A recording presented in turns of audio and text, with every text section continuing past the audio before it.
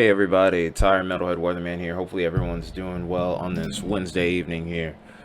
So, just touching base here, a little bit of an update here in regards to this next little cold blast that we have here as we head into the weekend, and also the chance for a little bit more southern snow, although the impacts don't seem quite as significant as of right now.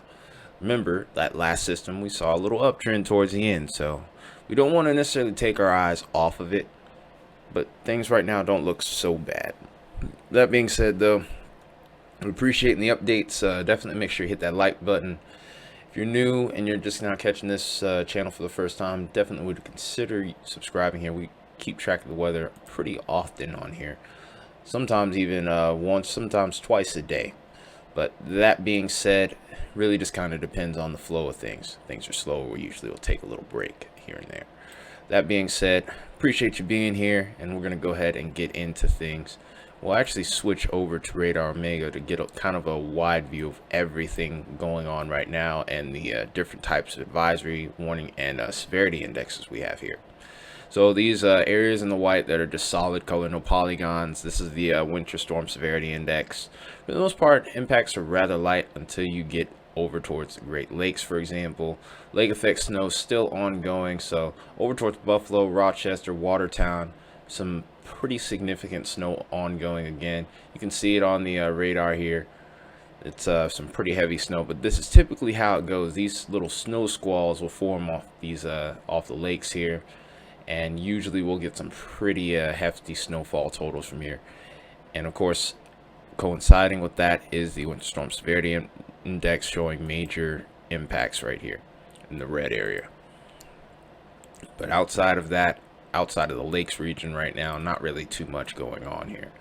About to see another lake effect band start to set shop over here towards South Bend, Indiana over here. Eventually we'll start to see Cleveland get into the mix as well, and this is where of course the impacts are a little bit greater here. Of course, we have this storm system that's coming in from the northwest and is going to be causing a little bit of trouble here. In fact, towards the northwest right now, there's actually a couple of blizzard warnings, and there's still an ice storm warning over here towards the further reaches of western Oregon and Washington here. So, like I said, wintry conditions still ongoing here, but I think the ice potential is starting to taper off here. We're mainly going to be looking at heavier snow at this point. Towards Kalispell and just north of Missoula is going to be where that blizzard warning is located right now. It looks like the only one that we have at the moment. So that being said, plenty of activity on the wintry side of things. Thankfully, severe weather's kind of kept on the down low. But if we go over here to the south here, we do see a fair share of winter weather advisories in effect once again. And this is going to be for this upcoming storm system that's going to be making its way to the southeast by tomorrow evening and into portions of Friday morning. So this area is going to have to be watched really closely. There is some potential for freezing rain a little further off to the south here, but as far as accumulation for freezing rain is concerned, we're still questionable right now. A little further to the north, this is where we're mostly going to be dealing with snow. It's going to be another quick mover, but a few inches of snow is still possible here. And also further up towards the Appalachians, we do have winter storm watches in effect, mainly consuming most of West Virginia and parts of Western Virginia. So that's pretty much what we have going on currently here. And then if we were to switch over to wide view here, here's another look at the watches, warnings, and advisories here. So we're going to actually go ahead and take a look at some of our snowfall potential here, mainly looking at the threshold of about 1 inch. So this is basically just looking at the probabilities here. Of course, it's not too much surprise to see these higher totals here. So we can go through these frames here. Of course, as that system progresses to the east, the probabilities will shift to the east. There is another system that will be coming in right behind this for the northwest once again. So the snow machine's in full effect here. So we're not going to be done with winter precipitation for a little bit over here. Hate to be the bearer of bad news. At least not until Saturday. It looks like it starts to taper off. But for the most part here, like I said, a lot of the focus will be eventually shifting off towards the Ohio Valley, the Great Lakes, and then of course the southeast. Looking at freezing rain potential. Go ahead and take a look at that. And this is heading into tomorrow evening. we can see the southeast starting to get some increasing probabilities. These weren't like that yesterday, where we were seeing probably about 5% probabilities. Now we've gone all the way up to about 10. Of course, we need to actually adjust this amount here. You still don't really see a whole lot. So I up the amount to about a tenth of an inch. And this is when you really start to feel the effects of that frozen precipitation on the roadways here in particular. Roads become a little bit more dangerous. Thankfully, though, when we go to this amount, not much there, but you still could see maybe a half a tenth ice, and that can still cause problems. Black ice is still likely as a result of that, so that's not something that should be taken lightly still. But getting up to that tenth of an inch of ice usually kind of results in a little bit more along the lines of travel issues here. So like I said, plenty to keep a close eye on. So we're going to kind of change things up here, and we're going to go ahead and actually take a look at what our radar will look like, or is likely to look like. At this point, this is according to the Euro. And here's where that once your precipitation starts to kick in, here's that low pressure here. Not very impressive, of course. This is a typical calling card of these little clipper systems that end up kind of merging with some of these lows from the Gulf. Get that little bit of extra moisture pumped in to the south here, and right around where that little cold boundary is in that little area of high pressure, we could sometimes see a little bit of an inversion take place, and this will aid in the development of a little bit of icy precipitation. For the most part, like I said, pretty quick moving system. By the time we get towards Friday morning, it's already out of here. And then the remnant moisture left behind with the cold air merging, we get some wintry precipitation. And then, of course, with the winds moving in this direction here, from what I can see on the contour lines, this is going to get that lake effect machine going once more. So lake effect is definitely going to be a big topic here over the next couple of days. May even go live to cover some of the lake effect bands. We'll see, because you can see some crazy totals from that. But across the board here, once we get past this system, it does look like we start to calm down, with the exception of the west here. The west just seems like they cannot get away from the precipitation in general, be it rain or snow. So there's going to be an area of interest. The atmospheric river definitely seems to be ongoing over there. And then we can also kind of see that verified through our upper level pattern here.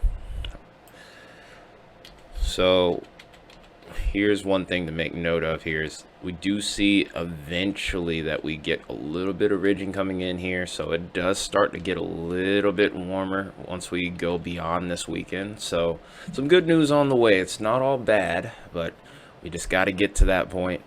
We'll start to see warm-ups to where we're getting a little bit more towards our average temperatures out east. And then to the west here, we still have to kind of figure things out. But it looks like we're starting to see a warm-up across the board here.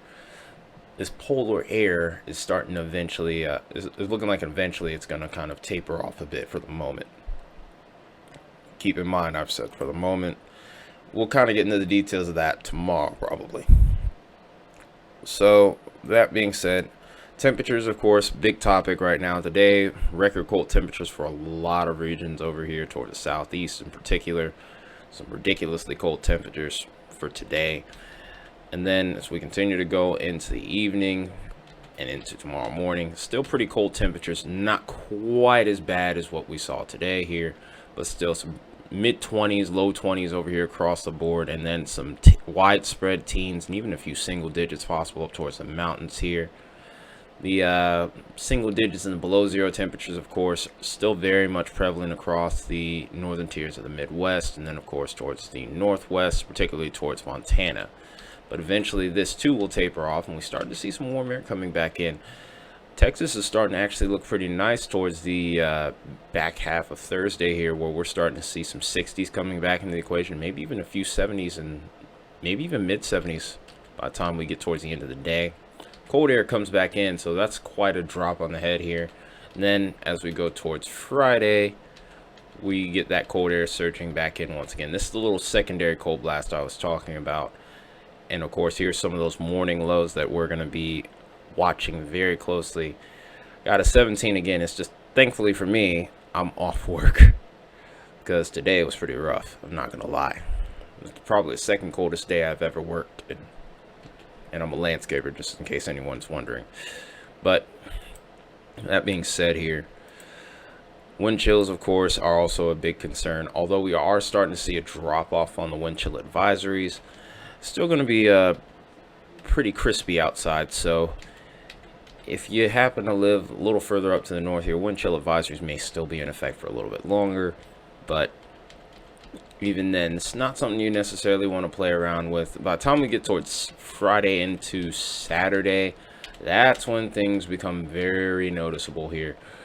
Negative 30-degree wind chills here, Atlanta, Birmingham, and then parts of northern Mississippi here. We're getting into the single digits for our wind chills here, so that's very dangerous. Up towards the northeast, we're getting below zero at this point. And then, of course, like I said, Midwest is really going to be the big winner or loser. Really, I would say loser, because that's not, because based off what I was in today, I'm pretty sure they're not enjoying it any more than I am. In fact, they're probably enjoying it even less. But fact of the matter is, as we go through Saturday into Sunday, it's going to linger for a little bit. But like I said, better days seem to be on the horizon here in regards to the temperatures. So just got to hang in there for a little bit longer. Make sure you stay bundled up.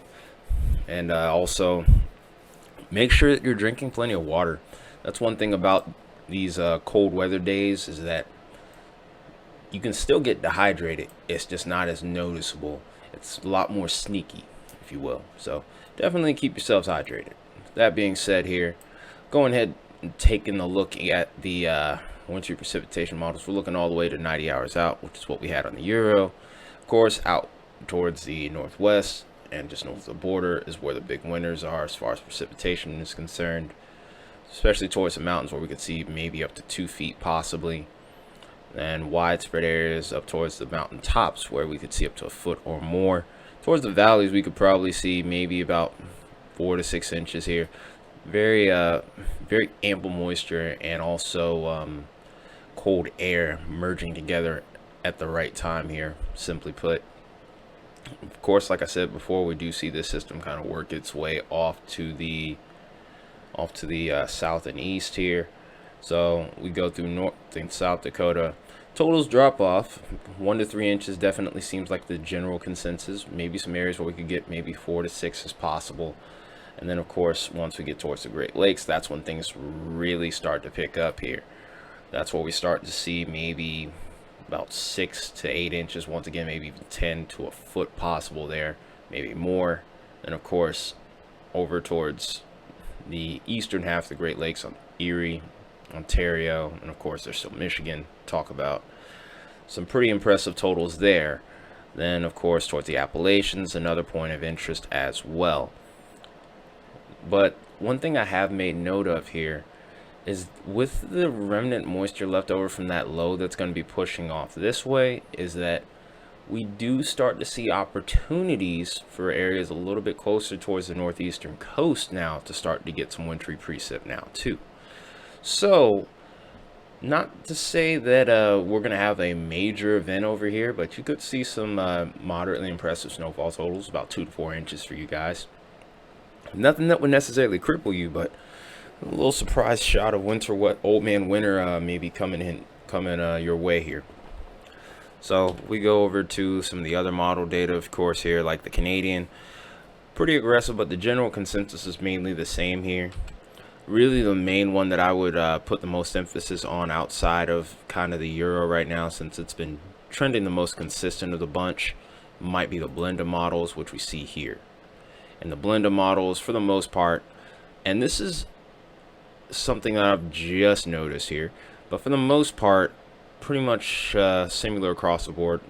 But this little pocket right here between New York and Philadelphia, we could get up to about 4 inches plus of snow possible here. So that's something I haven't really seen amongst all the model data that I've seen. So that's kind of an eyebrow raiser there. So we'll have to keep a close eye on you guys as well. I'm thinking about probably live streaming this sometime this weekend, either Friday or Saturday in particular. I'm just kind of waiting to see how that forecast plays out. If you want to join me on that, let me know, or just kind of wait for the notification to pop up. That's why you need to have that bell on. Of course, like I said, over here towards the northwest, pretty impressive snow here, of course. And then, of course, lakes are going to probably be the hot spot here. No antonym puns intended.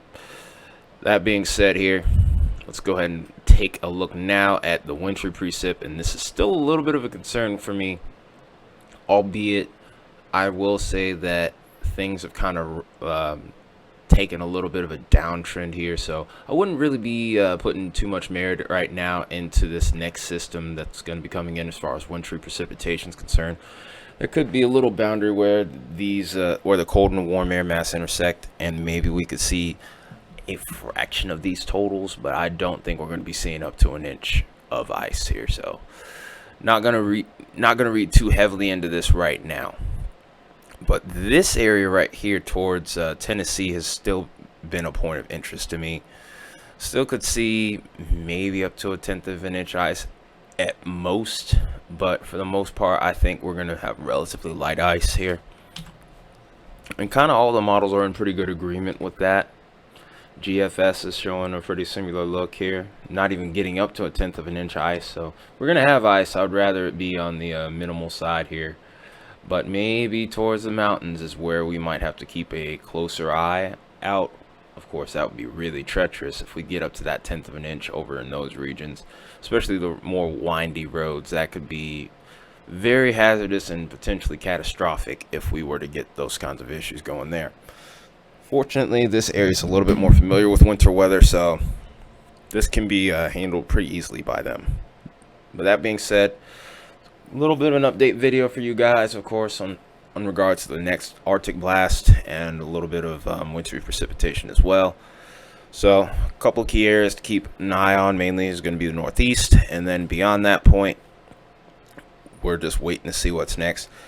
We'll do a longer range forecast in tomorrow's video. But that being said, appreciate you guys being here.